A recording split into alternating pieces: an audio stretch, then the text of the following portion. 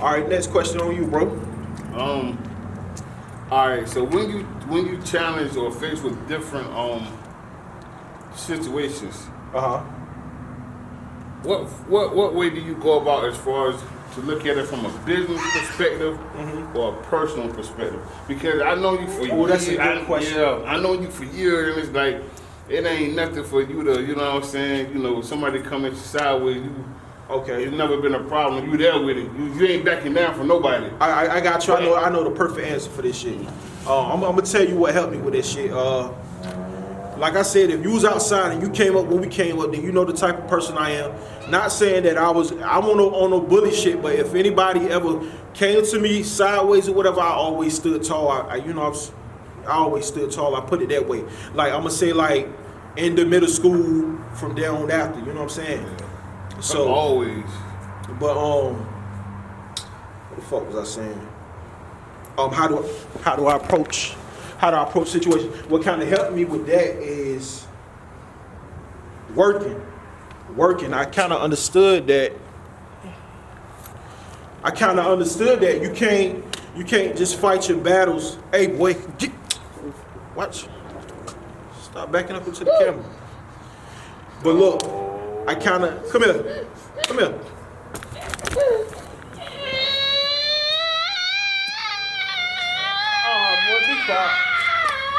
This nigga. And on top of that, he's a great father too. Just to throw it out there. Yeah, I try to be.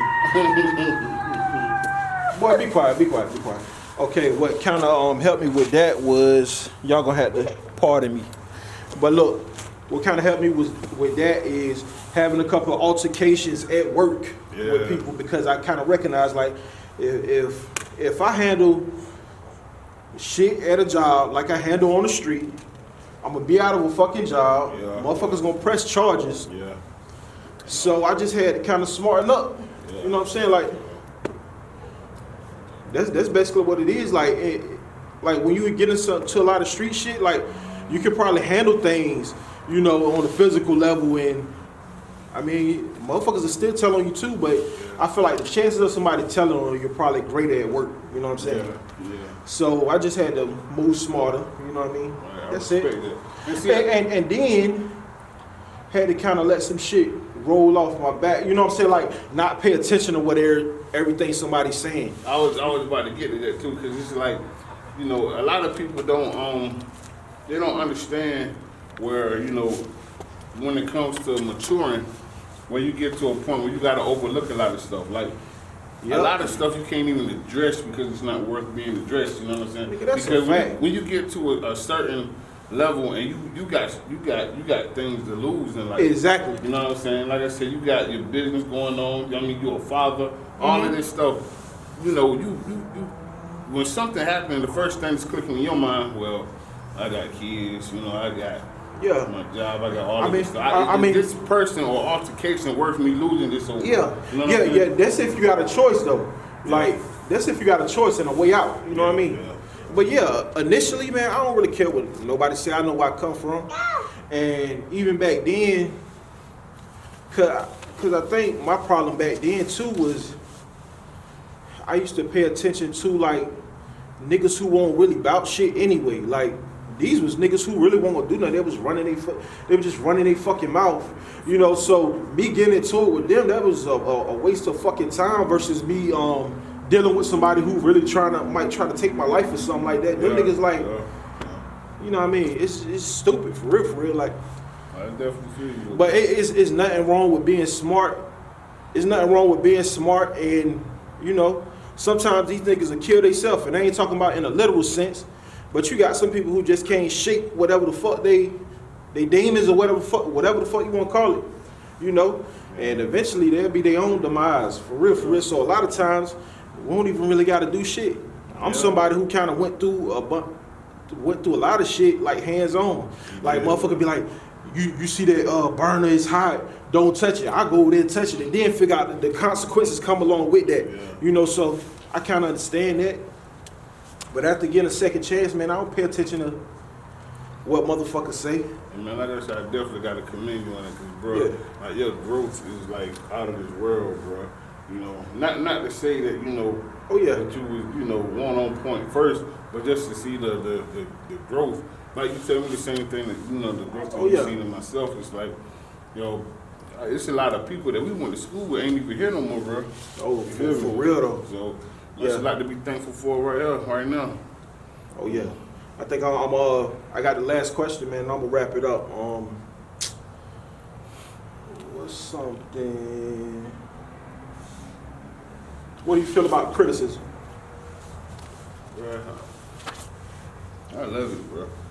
But it's like at the end of the day, I don't know what it is, but people always gonna keep the name in their mouth, no matter if it's, you can't please people. Yup. If you doing bad, you fall on your back. You down, man. Ha ha ha. Look at him. He down and out. Ha ha ha. You get back on your feet. You up. Yeah. Who he think he is? He think he this. He think he that. You can't win. So with that, when you already know that, the only thing you can do is focus on yourself and do what you got to do. But you know, as far as like criticism, as long as it's constructive criticism, I love it. My circle. They, you know, we do constructive criticism all day. You know, J7, Shaka, you know, A Flat, like them guys, they really, Mike Green, like them guys, G-Cap, Merce, you know, they really play a big part, you know, in my growth as far as the music, you know what I'm saying? And the constructive criticism, you can go left or right, you can let it, you know, bring you down, or you can use it for what it's meant for, being constructive and build yourself up. And I just thank God that He let me have the mind frame to be able to do that without taking hard feelings and realizing that these comments were made to make me a better person or better business person or better artist or whatever, producer, whatever the case may be. Okay. So I mean, I got something to add to that too. Say like, I'm gonna tell you why I kind of learned that it can go either way with people. Say like, if somebody come hit you right now, right? If you walk away, they'd be like, you pussy. But let you hit them and do something 10 times worse than what they did to you, they gonna say you crazy as fuck. So, you know, like you said, either way it go, you know. Yeah. You know what I'm saying? It's like a damned if you do, damned if you don't type of thing with people, man. Exactly. And it's, you know, it's all, basically, it all boils down to what you're willing to lose in life. That's a like fact. if somebody that ain't even worth it come up to you and, you know, do something, disrespect you, whatever, if you feel like at that moment where you at in life, you ain't got nothing to lose, do what you got to do. But at the same time, if you to a point in life where you know, accomplish some goals and you at a certain stature that you know, that you haven't been before, you got a lot to lose, you got to think 2 or 3 times before throwing that away, you know, with dealing with somebody who has nothing to lose. You know, Jay-Z said it the best. You know what I'm saying? You dealing with a person, you know, that has nothing to lose, that make you lose everything. That's a fact. You know what I'm saying? So you just got to be smart.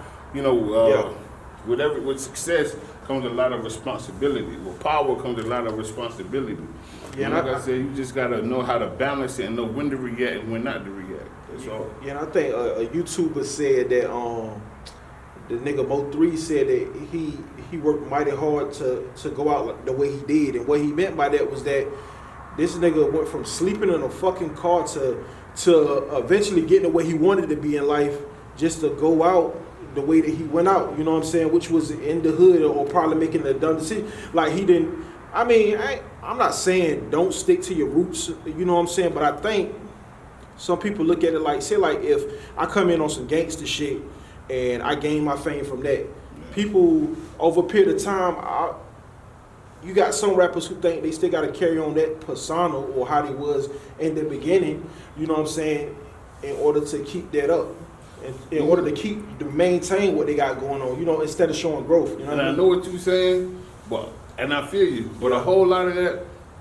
you just got to sit back and analyze the situation.